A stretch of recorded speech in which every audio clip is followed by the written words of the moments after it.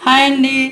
ఇగోండి మా డాబా మీద మొక్కలు చూస్తున్నారు కదా, ఇగో ఈ కాకర మొక్కలండి. ఇందులో కాకరలు పెట్టారండి, ఇంకా లేతకు కూడా పెట్టిన. ఇవి కొంచెం పైకి వస్తున్నాయి కదా, ఈ తీగలు వచ్చి కాసే లోపల ఇంకా అవి కూడా వస్తాయండి మొక్కలు. ఇందులో అయితే కాకరలు పెట్టానండి. దీంట్లో ఇక్కడ బీరలు అయితే చాలానే పెట్టానండి, ఒక 10 దాకా పెట్టా.